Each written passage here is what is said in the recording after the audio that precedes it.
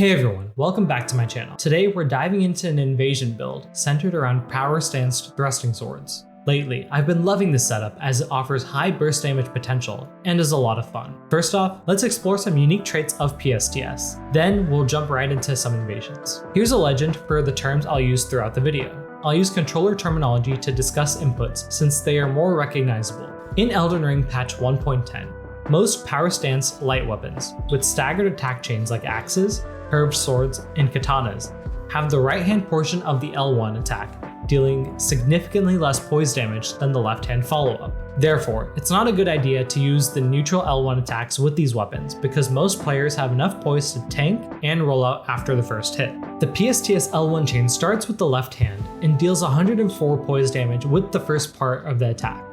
So if the opponent has less than 104 poise, which is common in invasions, they will likely eat both hits of the L1. Now this opens up interesting combos for quick bursts of damage. For instance, if your opponent tends to mash out of hit stun, a neutral one-handed R1 can often connect into a neutral paired L1. However, avoid trying to pull off this combo against larger two-handed weapons. The hyper armor frames start too quickly for this to work, and they can successfully mash out of hit stun. The crown jewel of PSTS is its crouch L1, which comes out at frame 9. Making it unreactable. To unlock its potential, you'll need to wave dash. This blends your movement animation and allows you to pressure opponents with the unreactable crouch L1 similar to PSGS. Through many invasions with PSTS, I found that a patient playstyle works best for it.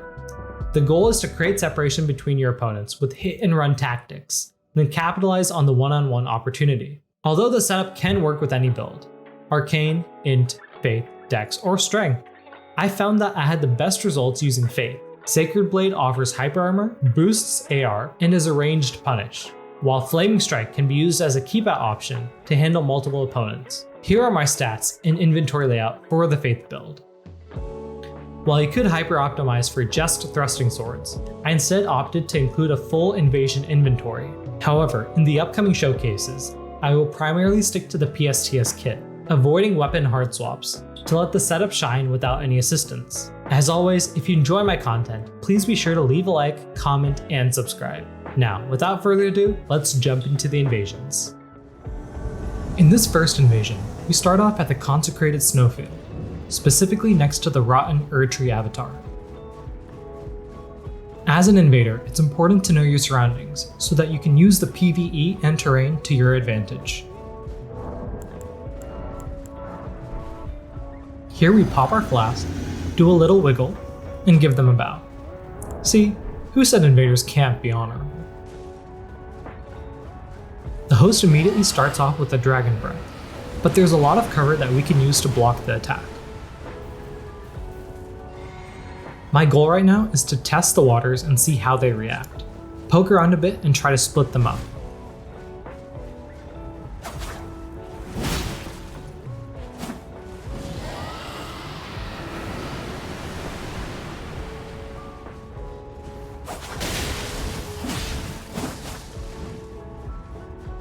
Bleed can be dangerous, so it's best to swap to the bleed resistance talisman.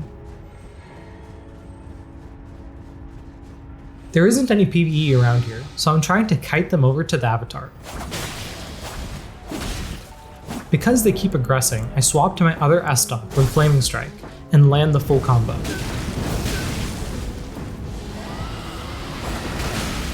A mistake I make here is going for the second L1. It sucks because there's no forward momentum and it locks you in place. Luckily, the host didn't take the opportunity to heal, so I'm able to run him down at the end.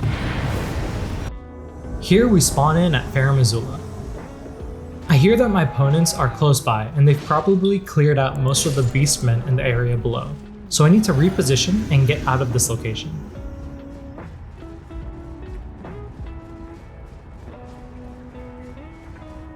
My plan now is to lure them upstairs, so they'll have enough time to circle around, cross the bridge, and use my great bow to knock them off the map as they are crossing.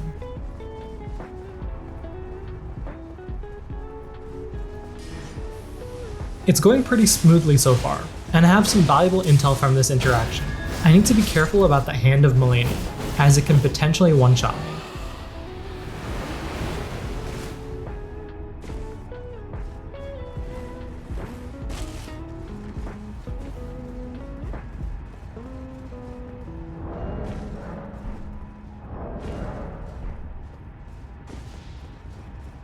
thought I was all set up for my ambush, but I didn't pay attention to the location of the host and was greeted with a boulder to the face. Now that plan A fell apart, I need to switch to plan B, the Crucible Knight. This particular Crucible is a bit of a double-edged sword. If you didn't know, it can also target invaders, so make sure to keep your distance. The last thing you want is a 4v1.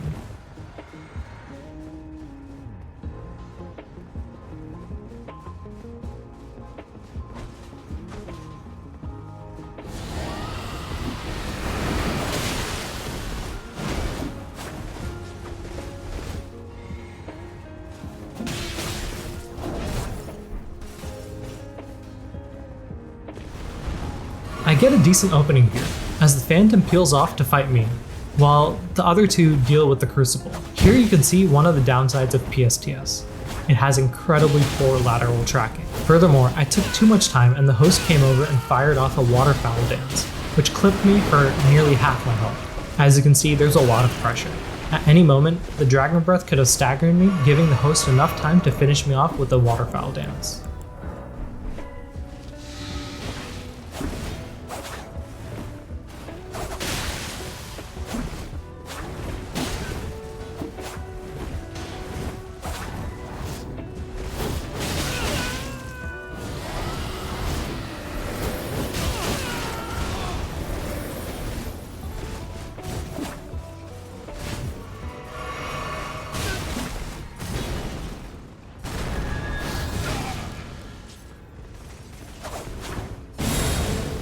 From a previous Sacred Blade, I knew that this Phantom barely had any vigor, so I risked it and took him out with an L1 while he was in the air. Now all that was left is to use the Crucible to distract the host and focus on taking down the other bodyguard.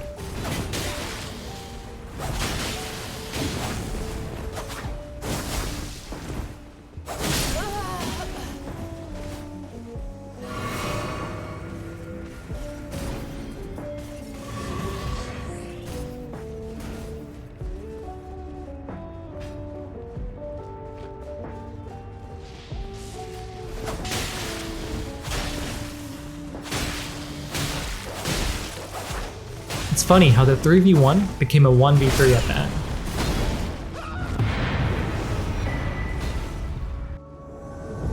For this invasion, we start off at the Mugen Palace, and there is a rare co-invader. I want to take this time to talk about teammates and how to play with them. Because there's friendly fire between reds, you need to stay away from using large AoE spells in Ashes of War. Those can accidentally clip and kill your teammate. Same goes for wide sweeping attacks. Your best bet are weapons with tight hitboxes like thrusting swords, spears, or fists. A mistake a lot of invaders make is that they treat these 2v2s as two separate 1v1. Although it may seem like that at times, the goal is to deal enough damage to your current opponent, force him to back off and heal, then turn around and 2v1 the other guy to get a quick kill. Now, it may not work all the time, but this is the general concept.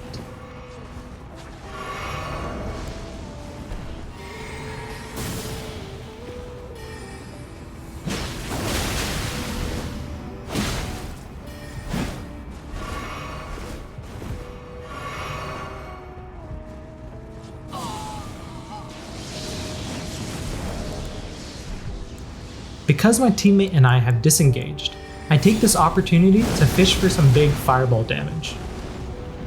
I don't land any of the hits, but I introduced a new variable to the fight that my opponents have to think about.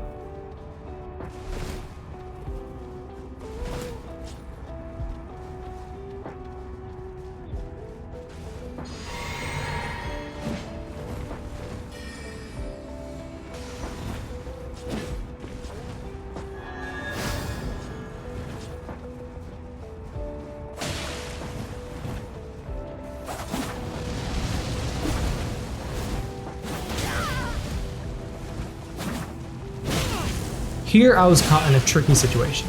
I overextended and was punished heavily. However, my teammate did a good job covering for me, and I was able to Bloodhound step away to safety and heal.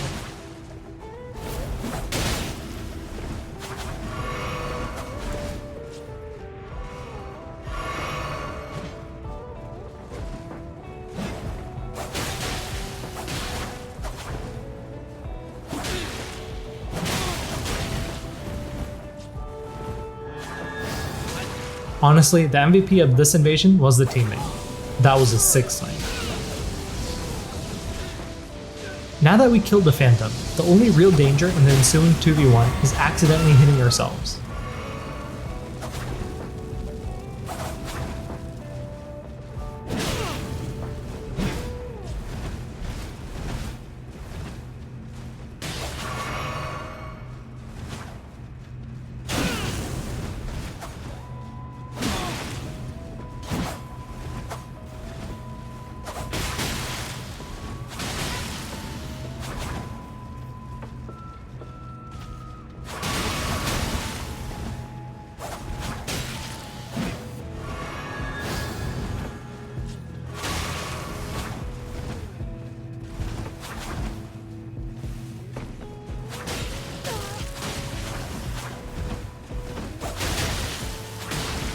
I switch over to two-handing Deathstalk for better tracking and get the final blow.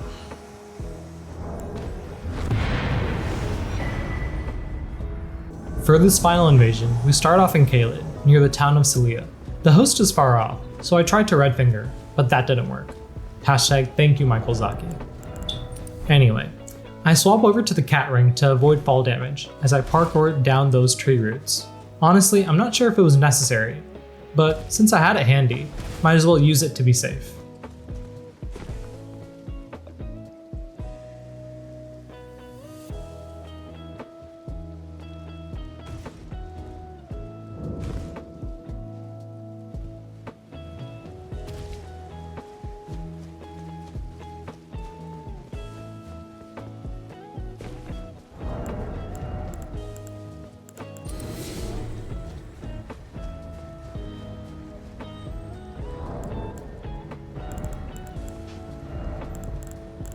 I preemptively equip the Scarlet Rot boluses before the fight in case they try to run into the swamp. Preparation is key.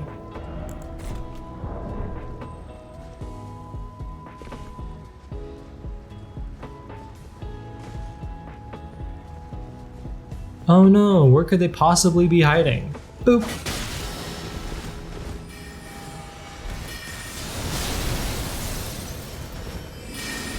I swear, co-opers spam magic in this game like how cheap clubs spam strobe lights.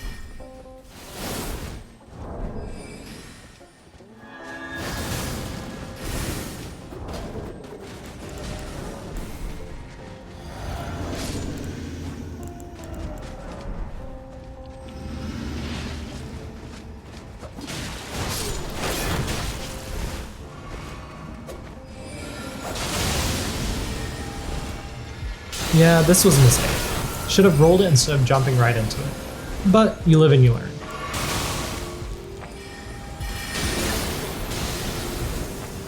Or you could be a complete buffoon and do the same thing again. At this point, I decided to back off and regroup. My chances were better up here in the town than down by the Grace.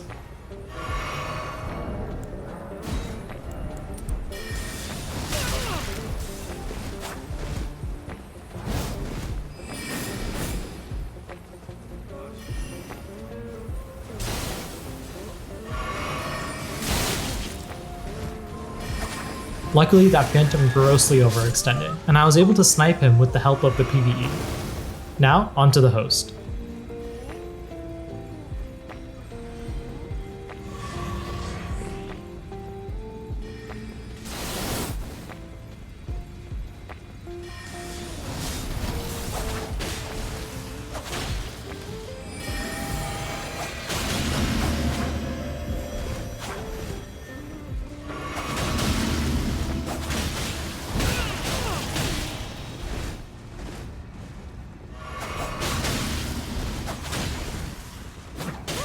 I hard swap here to try to get him with the running R2 of the heavy thrusting sword, but the angle was just wide enough to barely miss him.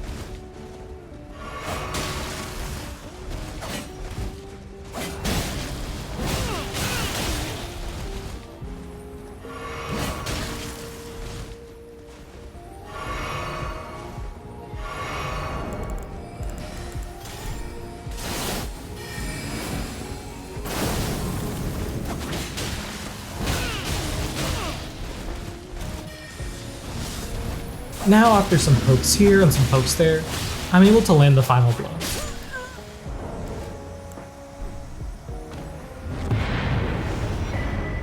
Playing with PSTS has been really fun. I absolutely love the quick attacks, high damage, and versatility. Please let me know if you try out the setup and what your experience is with it. There are a lot of combos with this setup that I haven't yet covered. So tell me down in the comments below if you're interested in a more comprehensive breakdown in a future video. Last but not least, I would like to thank the following people for helping me with this video. I will link their media down in the description, so please make sure to support them too. 4K, Mugen, Fior, and Crimson. Thank you all for watching and hope to see you in the next one.